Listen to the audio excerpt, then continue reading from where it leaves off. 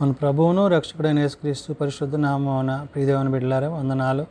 ఉదయకాల సమయం మరొకసారి దేవుని సన్నిధానంలో చేరి ప్రార్థించుటకు, ఆయన సన్నిధిలో స్తుతించడానికి ఇచ్చిన కృపకై వందనాలు. ప్రార్థన చేసుకుందాం. కృపగల తండ్రి, దయగల మా యేసయ్య, నీ బంగారు పాదాలకు లెక్కలేని వందనాలు, స్తుతులు, స్తోత్రములు. గతించిన రాత్రి అంతా నీ రెక్కల చాటుని కాచి కాపాడి సంరక్షించిన దేవ, ఉదయకాల సమయం సజీవ లేఖన చేరి ప్రార్థించుండగా వాక్యమైన దేవుడు వాక్యం ద్వారా నాతో మాతో మాట్లాడి మీరే మహిమ ఘనత ప్రభావాలు పొందమని యేసునామమున అడుగుచున్నాం తండ్రి, ఆమేన్. ప్రియదేవుని సంగమా, ప్రియదేవుని బిడ్డలారా, నేడు గారి పాఠ్యం దేని వాక్య భాగము అపోస్తలుడైన పౌలు కొరింథీయులకు రాసిన 2వ పత్రిక 13వ అధ్యాయము 1 నుంచి 4 వచనాలు ధ్యానం చేసుకుందాము.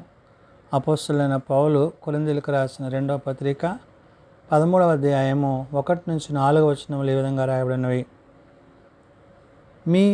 ఈ మూడవసారి నేను మీ యొద్దకు వచ్చుచున్నాను. 2-3 సాక్షుల నోట ప్రతి మాటయు స్థిరపరచబడవలెను. నేను మునుపు చెప్పి తిని, నేనిప్పుడు మీ యొద్ద లేకున్నను, రెండోసారి మీ యొద్ద నుండుటకునే మునుపటి నుండి పాపము చేయుచుండిన వారికిని మిగిలిన వారికందరికీ ముందుగా తెలియజేయును. ఏమనగా, నేను తిరిగి వచ్చిన ఎడల కనికరము చూపను.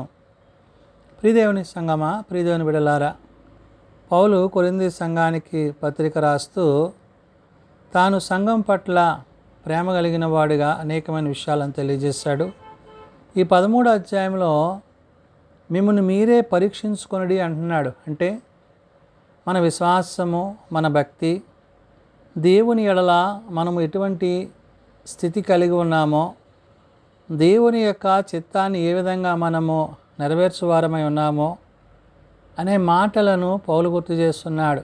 అంటే ప్రతి వ్యక్తి తాను దేవుని ఎడల వాక్యము పట్ల, విశ్వాసము పట్ల, పరిశుద్ధాత్మని యొక్క సహాయము చేత తాను జరిగించబోయే దేవుని పని ఏదైతే ఉన్నదో దానిలో తాను ఎట్టి రీతిగా ఉన్నాడో స్వపరీక్ష చేసుకోవాల్సిన బాధ్యత ఉన్నదనే విషయాన్ని పౌలు గుర్తు చేశాడు. కాబట్టి ఇక్కడ మిమ్మల్ని మీరే పరీక్షించుకొనుడి అంటున్నాడు. అంటే మీరు దేవునితో ఎంతవరకు ఆయన సహవాసాన్ని కలిగి ఉన్నారో, ఆ సహవాసంలో ఆయన చిత్తాన్ని జరిగించువారై ఉన్నారో, మీ యొక్క విశ్వాస పరిమాణాన్ని ఆయన ఎదుట ఏ స్థితిలో కలిగి ఉన్నారో అనే విషయాన్ని చెప్తున్నాడు. అందుకని ఈ మూడవసారి నేను మీ యొద్దకు వచ్చుచున్నాను అంటున్నాడు. అంటే గతంలో 2 సార్లు వారి మధ్యకు వెళ్ళిన పౌలు ఈ మూడవసారి తాను వెళ్ళడానికి ముందుగా ఈ పత్రిక ద్వారా కొన్ని ఆదరణ హెచ్చరిక మాటలను తెలియచేస్తూ 2-3 సాక్షుల నోట ప్రతి మాట స్థిరపరచబడెను అలను అంటున్నాడు. 2-3 అంటే ఏంటి? నిన్ను గూర్చి, నీ పరిచర్యను గూర్చి, నీ విశ్వాస జీవితాన్ని గురించి 2-3 వ్యక్తుల మధ్య, అంటే నీ వ్యక్తిగతమైన సాక్ష్యమే కాదు, నిన్ను గూర్చి ఇతరులు కూడా మంచి అభిప్రాయాన్ని కలిగి ఉండినట్లుగా దేవుని ప్రేమ యందు నిలిచిన వాడవై దేవుని చిత్తాన్ని జరిగిస్తూ అనేకులకు ఆశీర్వాదకరంగా, దీవెనకరంగా ఉండాలనే విషయాన్ని పౌలు ఇక్కడ గుర్తు చేశాడు. అందుకనే 2-3 సాక్షుల నోట ప్రతి మాటయు స్థిరపరచబడవలను అంటున్నాడు. అంటే వారు నిన్ను గూర్చి దేవుని చిత్తము జరిగించువాడవనే విధిగా వారు చెప్పులగున నీ పరిచర్య, నీ పని ఉండాలి, నీ సేవ ఉండాలి అని చెప్తూ, నేను మునుపు చెప్పి తిని, నేనిప్పుడు మీ యొద్ద లేకున్నాను, రెండోసారి మీ యొద్దనున్నట్టుగానే. అంటే ఇప్పుడు మూడోసారి వెళ్ళబోతున్న పౌలు నేను మీ మధ్య ఉన్నాను అని తలంచి, మీరు దేవుని విషయంలో, దేవుని యొక్క ఆత్మ విషయంలో పరిశుద్ధాత్మ యొక్క సహాయాన్ని కలిగిన వారై జీవించేవారై మీరు ఆత్మీయంగా దేవునిలో బలపడవలసి ఉందనే విషయాన్ని చెప్తున్నాడు.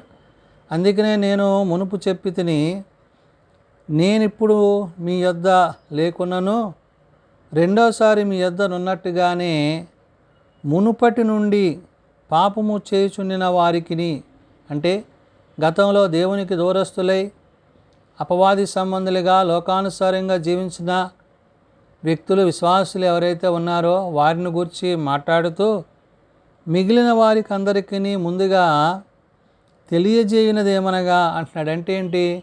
వాళ్ళకే కాదు, ప్రస్తుతం ఉన్న వారికి కూడా. అంటే అది కొరింథీలో ఉండే సంఘాన్ని, విశ్వాసులను, పరిశుద్ధులను, వారి యొక్క విశ్వాస పరిణామాన్ని పెంచడానికి పౌలు తన పాత్రగా దేవుని చిత్తాన్ని జరిగిస్తూ ఈ మాటలను చెప్తూ, నేను తిరిగి వచ్చిన ఎడల కనికరము చూపను అంటున్నాడు. అంటే ఒకవేళ మీరు దేవుని చిత్తాన్ని ఎరుగక మీరు ఆ విధంగానే ఉంటే గనక మీకు శిక్షావిధి కలుగును. అంటే దేవుని యొక్క కనికర కృపలను, ఆయన ఇచ్చిన ప్రేమను, ఆయన ఇచ్చిన సమాధానమును, ఆయన ఇచ్చిన ఆత్మీయ స్థితిగతులను మనం పోగొట్టుకోకూడదని, ఆత్మతో సత్యముతో ఆయనను సేవిస్తూ ఆయన సన్నిధిని నిలిచిన వారమై జీవించే వారమై ఉండాలనేది పౌలు యొక్క ఉద్దేశమై ఉంది. కాబట్టి తాను ఇంకా కనికరపడను అంటున్నాడు. అంటే ఏంటి? ఒకవేళ మీరు తప్పు చేస్తే మిమ్మలను శిక్షిస్తాను. అంటే దేవుడు తన ప్రజలను తన యొక్క ప్రేమను వారికి చూపినప్పుడు వారు ఒకవేళ మార్గము తప్పిన వారైతే ఆయన వారిని గద్దించి శిక్షించి వారిని స్థిరపరచును. అట్టి రీతిగా ఇక్కడ పౌలు కూడా అదే మాట మాట్లాడుతూ అంటున్నాడు, క్రీస్తు నా యందు పలుకుచున్నాడని రుజువు కోరుచున్నారా? ఆయన మీ ఎడల బలహీనుడు కాడు, కానీ మీ యందు శక్తిమంతుడై ఉన్నాడు అంటున్నాడంటే ఎందుకు ఈ మాట ఇక్కడ పౌలు మాట్లాడవలసి వచ్చిందంటే, తాను తిరిగి వచ్చిన ఎడల కనికరము చూపును అన్నాడు. అంటే శిక్షావిధికి కారకులవుతారు. మీరు దేవుని చిత్తానుసారంగా నడుచు గనక లోకానుసారంతో పాపంతో మీరు ఉన్నట్లయితే కనుక మీకు శిక్ష కలుగుతుంది. ఇది నా మాట కాదు, ప్రభు మాటగా పౌలు చెప్తున్నాడు. అంటే తన వ్యక్తిగత అభిప్రాయం కాదు, కానీ ప్రభు యొక్క మాటగా చెప్తే అందుకని ఇక్కడ క్రీస్తు నా యందు పలుకుచున్నాడని అన్నాడు. అంటే ఏంటి? ప్రభువే నాలో ఉండి ఈ మాటని మీకు తెలియజేస్తున్నాడు, హెచ్చరిక చేస్తున్నాడు. రుజువు కోరుచున్నారా? ఒకవేళ దీని విషయంలో మీకు ఏమైనా ఆధారాలు కావాలంటూ ఆయన మీ ఎడల బలహీనుడు కాడు, కానీ మీ యందు శక్తివంతుడై ఉన్నాడు అంటున్నాడంటే దేవుని శక్తిని, దేవుని బలాన్ని, దేవుని యొక్క ఉన్నతమైన ప్రేమను ఎరిగి ఉండాలి తప్ప మీరు ఆయన పట్ల విధేయత లేకుండా అవిధేయులుగా మీరు ఉన్నట్లయితే, మీరు దేవుని యొక్క చిత్తాన్ని జరిగించకపోతే మీరు తృణీకరింపబడతారు అనే మాటను పౌలు గుర్తు చేశాడు. అంటే మన విశ్వాస జీవితంలో దేవుడు మనకిచ్చిన ఆత్మీయ స్థితిగతులను బట్టి దేవుని చిత్తానుకూలంగా జీవించవలసిన మనము ఒకవేళ మార్గము తొలగినా తప్పిపోయినా తిరిగి ఆయన యొద్దకు రాగలగడానికి ఆయన సమయాన్ని కృపనిచ్చారు. కాబట్టి నశించిన దాన్ని వెతక రక్షించడానికి లోకానికి తండ్రి అయిన దేవుడు తన కుమారుని ఎలాగైతే పంపించారో ఆ కుమారుని యందు విశ్వాసం ఉంచువాడు నశింపక నిత్య జీవాన్ని పొందుకొనను. కాబట్టి పౌలు ఈ హెచ్చరిక మాటలను తెలియజేసి క్రీస్తు ద్వారా అవి పలకబడినట్లుగా అవి తన వ్యక్తిగతమైనవి కావనే విషయాన్ని పౌలు ఇక్కడ గుర్తు చేశాడు. కాబట్టి బలహీనతను బట్టి ఆయన సిలువ వేయబడినని కానీ దేవుని శక్తిని బట్టి జీవించుచున్నాడు. మేమును ఆయన యందుండి బలహీనులమై ఉన్నాము, కానీ మీ ఎడల దేవుని శక్తిని బట్టి ఆయనతో కూడా జీవం గలవారము అంటున్నాడు. ఆయన బలాన్ని, ఆయన శక్తిని అంటే ఆయన శారీరకంగా కాదు, తండ్రి యొక్క చిత్తాన్ని, తండ్రి యొక్క ఉద్దేశాన్ని ఆయన నెరవేర్చి మన అతిక్రమములను పాపములను ఆయన ధరించి భరించి ఆయన పొందిన ఆ యొక్క శిలువ మరణాన్ని బట్టి ప్రభు ఎందు నిమిత్తము మన కొరకు ఇన్ని శ్రమలు అనుభవించవలసి వచ్చిందంటే నీవు నేను నశించడం ఆయనకి ఇష్టం లేదు. కాబట్టి నీవు నేను రక్షింపబడి ప్రభుతో, పరిశుద్ధ ఆత్మతో, తండ్రితో ఏకాత్మ కలిగి ఉండాలనేది దేవుని ఉద్దేశం అనే విషయాన్ని పౌలు గుర్తు చేశాడు.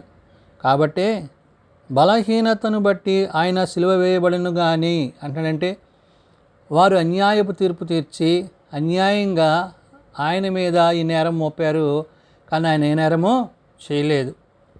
రెండవది, దేవుని శక్తిని బట్టి జీవించుచున్నాడు అన్నాడు. అంటే దేవుని శక్తి అంటే తండ్రి యొక్క బలాన్ని, శక్తిని బట్టి, తండ్రి చిత్తాన్ని బట్టి ఆయన జీవిస్తున్నాడు. తనకు కలిగి ఉన్నదంతా కూడా ఆ శ్రమ అనుభవానికి తండ్రి అయిన దేవుడే ఆయనకి ఆ బలాన్ని ఇచ్చిన వాడై ఉన్నాడు అనే విషయాన్ని చెప్తూ, మేమును ఆయన యందుండి బలహీనులమై ఉన్నాము కానీ, అంటే మేము ప్రభువులో ఉండి, ఇప్పుడు బలహీనులు అంటే శారీరకంగా వారు ఎదుర్కొంటున్న పరిస్థితులన్నిటిని గురించి పౌలు మాట్లాడుతూ, మీ ఎడల దేవుని శక్తిని బట్టి ఆయనతో కూడా జీవము గలవారము అంటున్నాడు. అంటే ఇప్పుడు మీ ఎడల అంటే మీ మధ్య, సంఘం మధ్య, సమాజం మధ్య, ప్రజల మధ్య దేవుని యొక్క శక్తిని కలిగిన వారుగా పరిశుద్ధాత్ముని యొక్క నడిపింపు ద్వారా క్రీస్తు ప్రేమలో, క్రీస్తు రక్తములో వారు కొనసాగుతూ అట్టి ప్రేమను వారు కలిగి ఉన్నారంటే తండ్రి తన కుమారుని ఎడల ఎలాంటి ప్రేమ కలిగి ఉన్నాడో అదే ప్రేమను ప్రభు ఎడల పౌలు తన పరిచర్యలో ఎవరికి వారే తమను తాము స్వపరీక్ష చేసుకోవాలి, మిమ్మల్ని మీరే పరీక్షించుకోండి అనే మాట మాట్లాడుతూ క్రీస్తు యొక్క ప్రేమను గురించి చెప్తూ చివరిగా ఆయన అంటున్న మాట, మీ ఎడల దేవుని శక్తిని బట్టి ఆయనతో కూడా జీవము గలవారము అంటున్నాడు. అంటే జీవింపజేయు ఆత్మయందు, జీవాత్మయందు జీవిస్తూ జీవము కలిగిన దేవుని మాటల చేత ఒకరినొకరు ధైర్యపరుచుకుంటూ, ఒకరి యందు ఒకరి విశ్వాసంలో కొనసాగుతూ, ప్రభువులో పరిశుద్ధాత్మలో సదాకాలము జీవించువారై, ఆయన కొరకు ఎదురుచూచువారై, మరి దేవుని యొక్క సంఘముగా, సమూహముగా, ఆయన రాజ్య వారసులుగా మనమందరము సిద్ధపాటు కలిగి ఉండాలని పౌలు తన పత్రిక ద్వారా తెలియజేసిన మాటలు. ప్రార్థన చేసుకుందాం. శాశ్వతమైన ప్రేమతో ప్రేమిస్తూ విడవక ఎడబాయక కృప చూపుచున్న తండ్రి, నీ భక్తుల ఎడల, నీ ప్రజల ఎడల, నీ సేవకుల ఎడల, నీ యందు విశ్వాసం ఉంచు వారి ఎడల కనికరము చూపువాడవు, కృప చూపువాడవు. అవును నాయన, ఏ యోగ్యత లేని మమ్మలను నీ రక్తము చేత మమ్మలను పరిశుద్ధపరిచి మా కొరకు ప్రాణం అందించి మీరు మాకు అనుగ్రహింపజేసిన మీ జీవాత్మను బట్టి జీవింపజేస్తున్నందుకే వందనాలు. మరణపు ముళ్ళు విరిచి మరణామును జయించిన దేవా, నీ యందు విశ్వాసం ఉంచువారు అట్టి జీవము కలిగిన వారై నీతో జీవించువారై ఉంటారని పౌలు తెలియజేస్తున్నాడు. ప్రతివారు వ్యక్తిగతంగా తమను తాము దేవుని యందు ఏ విధంగా స్థిరపరచుకోవాలో, బలపరుచుకోవాలో అట్టి బలమును కలిగిన వారై, విశ్వాసము కలిగిన వారై ఉండాలని పౌలు తెలియజేశాడు. కాబట్టి నాయన, మేము స్థిరమైన విశ్వాసము కలిగి నీతి న్యాయములు జరిగించు నీ దివ్యమైన చిత్త ప్రకారము జీవించుటకు అట్టి కృప మాకు దయచేయండి. చిన్న బిడ్డలు, యవనులు, పెద్దలు, వృద్ధులు ప్రతి వారిని వారి వారి తరగతులు చొప్పున ఆశీర్వదించి దీవించండి. జన్మదినాలు, వివాహ దినాలు, కుడికల కుటుంబాలను ప్రత్యేకపరచండి. తమ ప్రియులను పోగొట్టుకున్న కుటుంబాలను ఆదరించండి.